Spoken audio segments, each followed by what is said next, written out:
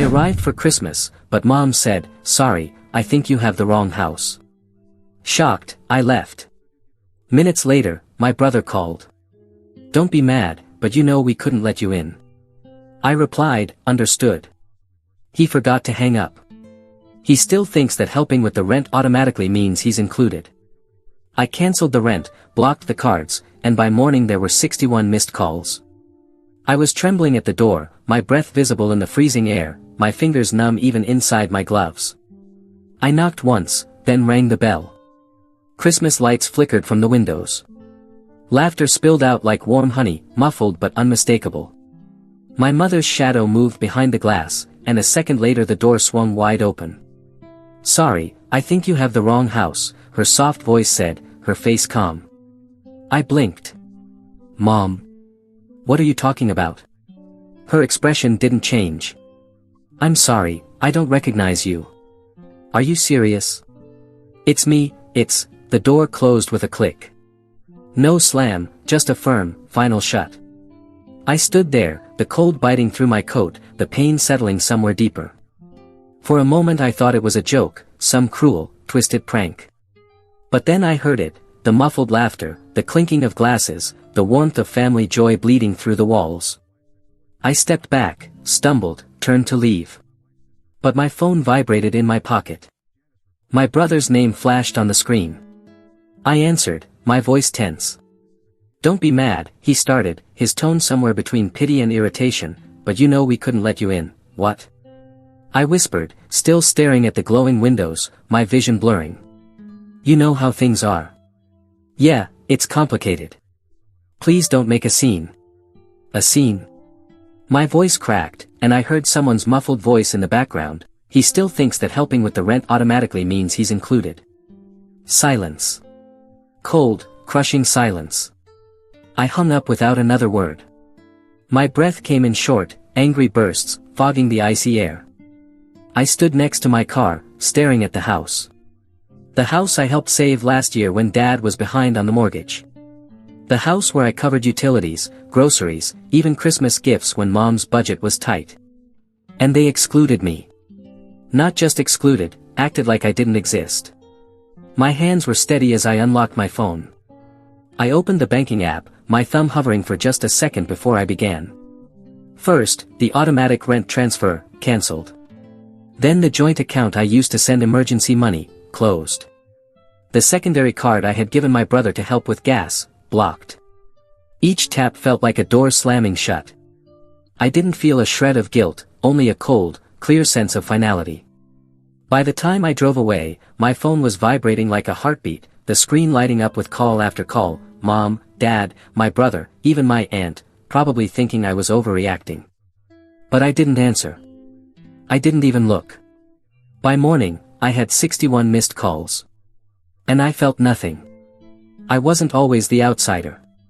For most of my life, I was the one who fixed things, the one who stepped in when there was a crisis. When Dad's job was restructured 3 years ago, it was my paycheck that kept the house from going into foreclosure. When Mom needed emergency dental surgery, it was my car they used. My brother Adam, fresh out of college, was always finding his way, but I never complained, because that's what family does, right? You help. And I was good at helping. I got a steady job straight out of college. I climbed the ladder fast. While they called it luck, I called it skipping party nights, eating instant noodles, and living in a tiny apartment for years.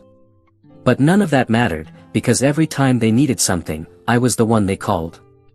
"Shakab, honey, we're a little behind on the electric bill, can you help? Adam is going through a hard time. Could you lend him some money for gas, sweetheart? Your father has been so stressed. Could you help with the mortgage? Just for a little while." A little while turned into years. I became the silent safety net, invisible until I was needed. I still remember the first time I thought it was strange, Thanksgiving, last year. I had covered the entire dinner, the roast, the pies, even the expensive bottle of wine Dad insisted on. But when it was time for the family photo, they pushed me aside. They told me to take the picture. "Come on, Jake," Mom said, motioning for me to step back, "we just wanted the family." I laughed, a small stab, a misunderstanding, that's all. But the little things started to pile up. Adam got a brand new SUV for his birthday, a gift from our parents. When I asked why I never got anything close to that, Mom laughed, "Oh Jake, you never needed anything. You're so independent." Independent. The polite word for alone. I tried to tell myself it didn't matter. I was the older brother, the reliable one. But then came the whispers, the little jokes that twisted like a knife. He thinks paying a few bills makes him part of the family. He's always throwing money around, but what else does he have? But the worst was Mom. Always there with a smile, and a silent, calculated cruelty. "You know, Adam has such a bright future. I just wish you could be a little more supportive of him." Supportive? I paid off his student loans. I covered his rent when he quit his job to find himself. I even co-signed his credit card because he needed to build credit. And when I tried to step back, when I mentioned that my own finances were getting tight, Mom's voice would drop, soft and disappointed. "Family is about sacrifice, Jacob. We've always been there for you. There for me." I thought of my 27th birthday, the one everyone forgot. I thought of the hospital bill I paid when Dad slipped on the icy porch, how no one even told me he was better until 2 weeks later. I thought of the time I had to cancel a trip with friends because Adam called crying about needing help with rent again. But that Christmas night, standing in the cold, staring at the door that had been shut in my face, something changed. I wasn't their son, I was their sponsor. I remembered how last summer I paid for the roof repairs because the house was practically falling apart. I remembered how I slipped a $500 check into Mom's purse just to help. And I remembered Adam's face at his birthday party, the one I paid for, beaming as Mom hugged him and said, "We're so proud of you." Proud of what? Of his ability to live off me? He still thinks that helping with the rent automatically means he's included. I sat in my small apartment, the flickering lights of my barely decorated Christmas tree mocking me. My phone kept buzzing with their messages. "Mom, Jacob, please answer. It's Christmas. Adam, bro, stop being dramatic. Let's talk. Dad, you know your mother is upset. Call her." But the words never changed. No apology. No acknowledgement. Just commands, like always. I lay back, staring at the ceiling. How many years? How many times had I been the invisible lifeline, the silent sponsor of their perfect little family? The next morning, I called the bank. I canceled the automatic transfers. My name was removed from the joint account I had set up for emergencies. Mom's credit card, the one I co-signed, gone. The gas card Adam used for job interviews, blocked. Then I called the landlord, the one managing the house they were renting. A quiet, simple call. "Yes, I'm calling to update the account. Rent will no longer be paid from my account." I didn't leave a note. No explanation. Just a cold, clean cut. I made coffee, watched the snow pile up outside. My phone kept buzzing, missed calls stacking up. But I didn't answer. I didn't even look. And for the first time in years, I felt something warm beneath the cold, not guilt, not regret, but freedom. It took less than 24 hours for the explosion. The first call I answered was from my mother. Her voice already sharpened to a frantic edge. "Jacob, what did you do? The rent isn't paid. The card doesn't work." Did I? I interrupted, my voice calm, almost bored. "You can't do this," she shouted. "Your brother needs that card for gas. We need you to cover the rent. Your father is." "I don't care," I said. Silence. For the first time, I had nothing to say. I could almost imagine her standing there, her mouth opening and closing like a fish out of water. "Jacob," she whispered, the panic giving way to something colder. "You're being incredibly selfish." Selfish? I laughed, the sound sharp enough to sting. Was it selfish when I paid your electricity bill last month? When I covered Dad's prescription because his insurance didn't work? Was it selfish when I paid for Adam's entire graduation trip? That was a gift, she snapped, the warmth gone, replaced with the ice of accusation. A gift is something you give freely, not something you hold over us. You know how hard it is for your brother. Not everyone is as comfortable as you. Comfortable? I laughed again, louder this time. Is that what you call it? Working 60 hours a week while he plays video games? Watching you shower him with praise for his potential, while I'm nothing more than a walking ATM. You need to calm down, she snapped, her words clipped and sharp. Family is about sacrifice. Then sacrifice something. I yelled, and the words came out before I could stop them. Sacrifice that new SUV you bought, Dad. Sacrifice the vacations you keep posting about. Sacrifice Adam's struggle and tell him to get a job.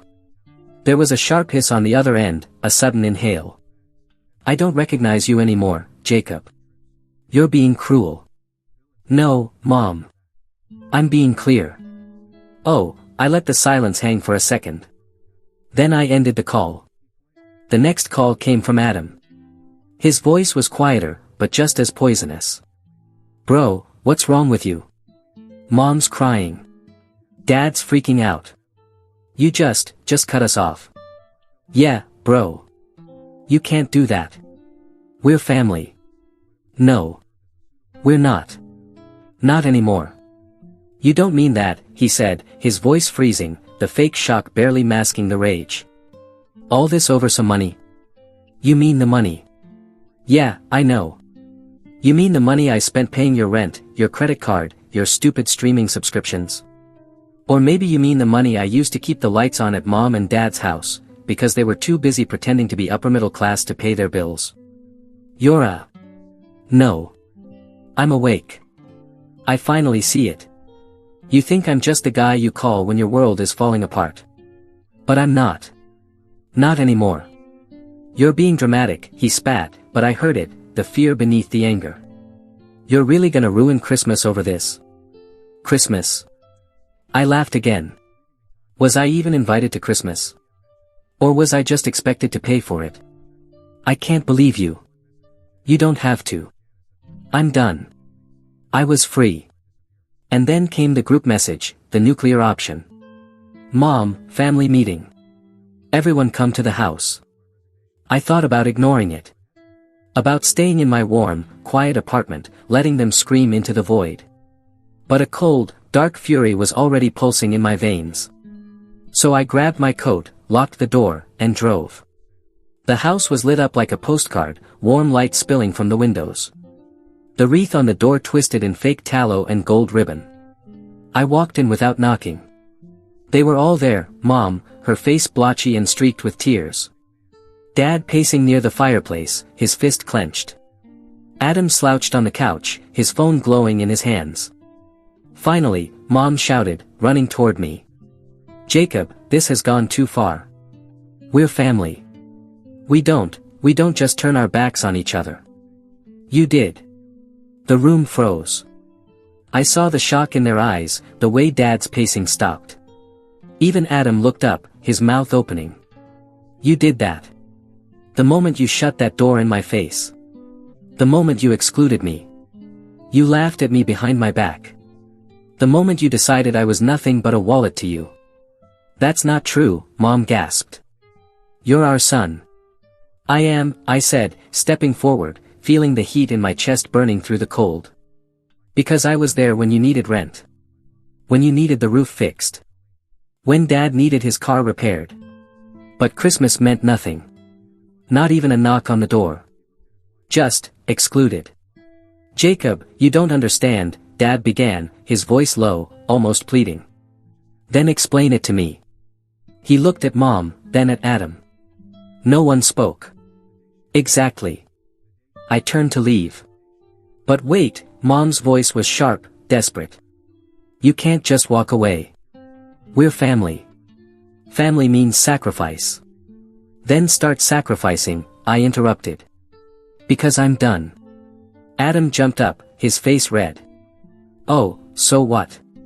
You're going to take your money and run? Go cry in your fancy apartment while we suffer? Suffer. I laughed in his face. You're 24 and still living off your parents. You're not suffering. You're sponging. Enough. Dad's voice roared. Jacob, we can fix this. Just come back. Help, like you always do. No. Mom's face twisted, her voice cracking. Jacob, please. We're your family. We love you.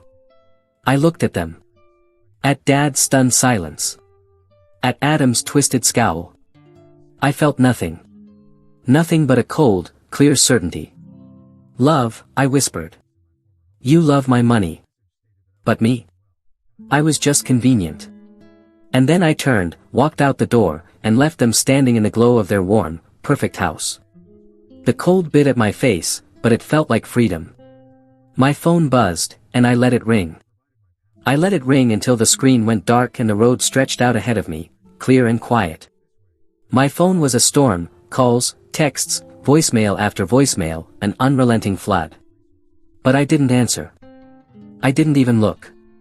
Mom's messages shifted from begging to guilt in a matter of days. Jacob, please. We're your family. How could you do this to us? Your father is sick from the stress. Is that what you wanted? Adam was less dramatic, but no less furious. Seriously? You just abandoned us? You ruined everything. Do you even understand what you've done? But the real chaos started 3 days later, when they showed up at my door. Mom's face was blotchy, her eyes red and swollen. Dad stood behind her, stiff and sullen, his hands buried deep in his coat pockets. We need to talk, Mom demanded, pushing forward. But I blocked the doorway. No. We don't. What do you mean, we don't? Dad's voice was low, but the threat was there, simmering. You've turned our lives upside down, Jacob. You canceled cards. Stopped rent payments. Are you insane? I leaned against the doorframe, arms crossed. Insane for finally saying no. This isn't just about you, Jacob, Mom's voice broke, tears coming instantly. We're your family. Your father's health is at stake. No. That's your fault, I said, my voice steady. It's always been your fault. Listen to yourself, Dad snapped, stepping forward. You're throwing a tantrum over a misunderstanding. This is your home. Your family. You. You excluded me, I shot back. I showed up for Christmas, and you shut the door in my face. I paid your rent. Your utilities. I kept this family afloat, and you treated me like an outsider. Jacob, you're being dramatic, Mom whispered, but her voice shook. Am I? I leaned in, cold fury burning beneath my calm. What did I get in return? Insults behind my back. A brother who thinks I'm just a wallet. Parents who smile at me when they need something and turn away the second I'm not useful. That's not true, Mom's voice faltered, but I saw the flicker of guilt. Oh, it is. I pulled out my phone, scrolling through the messages until I found the one I had recorded, the one I heard through the door that night. I hit play, and Adam's voice crackled to life. He still thinks that helping with the rent automatically means he's included. Silence. My mother's face drained of color. Dad's jaw tightened, his eyes shifting to Adam. I didn't mean it like that, Adam stammered, stepping forward. Come on, Jake. You know I was just. You were just being honest, I interrupted. Saying what everyone thinks. That's not fair, Mom whispered, tears streaming down her face. We love you now. No. You love what I can do for you. Dad's calm snapped. His voice was a low growl. That's enough. Enough of this. You're acting like a spoiled child. You think you're better than us because you've got some money? I don't think I'm better. I think I deserve respect. But I'll settle for peace. Peace. Dad laughed, but it was a desperate, hollow sound. Cutting off your family isn't peace, it's cruelty. Cruelty. My voice rose, and for the first time, I didn't hold back. Cruelty is using someone over and over. Making them feel like they owe you just for existing. Cruelty is laughing at me, calling me a fool for caring. Jacob, Mom's voice was a broken whisper. We didn't know you felt that way. Because you never asked, I said, stepping back, beginning to close the door. And now you get to feel what I felt. Alone. Wait. Mom lunged forward, but I closed the door in her face. I stood there, breathing hard, the muffled sound of her sobs barely reaching me through the wood. For a second, a sick twist of guilt curled in my chest. But then I remembered the laughter through the door. The whispered insults. The constant feeling of being needed but never wanted. I silenced my phone, walked to my kitchen, made a coffee, and sat by the window. The snow was falling again, slow and quiet. The kind of silence I hadn't felt in years. They kept knocking for another 10 minutes. I didn't move. I didn't even look. An hour later, the buzzing started again, more calls, more messages. I didn't answer. I didn't even check. By morning, I had over 80 missed calls. But all I felt was a strange, warm calm. For the first time, I wasn't drowning. I was free. I woke to silence. Not the anxious, heavy silence of waiting for something bad, but a clean, quiet stillness. No missed calls. No desperate texts. Just soft light spilling through the blinds. Peace. Weeks passed, and I began to embrace the emptiness. At first, it was unsettling, the absence of chaos. But day by day, it felt like breathing. Fresh air after being trapped underwater. I worked without interruptions. Cooked meals for myself. Took long walks without checking my phone. But the world didn't stay still. Did you hear your parents lost the house? The sweet old lady, my neighbor, whispered one morning by the mailbox, her voice thick with curiosity and pity. And your mom's blaming your dad. And your brother works at the grocery store now. I nodded. That's so. What happened? She pressed, eyes wide. I just left, I said, smiling, turning away. Back at home, I found an old family photo album tucked in the back of my closet. I hadn't touched it in years. I flipped through the pages. Smiling faces. Summer picnics. Birthday cakes. There I was, young, smiling, unaware of what the future held. My phone vibrated on the counter. A new message. Mom, we lost everything. Your father says it's my fault. Adam won't talk to me. Please, Jacob. We were wrong. I'm sorry. Come home. I looked at it, my thumb hovering over the screen. Then I tapped delete. I didn't feel anger. I didn't feel guilt. Just a quiet, powerful freedom. I placed the album back on the top shelf, where it would gather dust. It was part of my life, but only a part. Stepping outside, the crisp air filled my lungs. The sky stretched wide, bright and infinite. And for the first time in years, I smiled. Not because someone needed me. But because I didn't need them.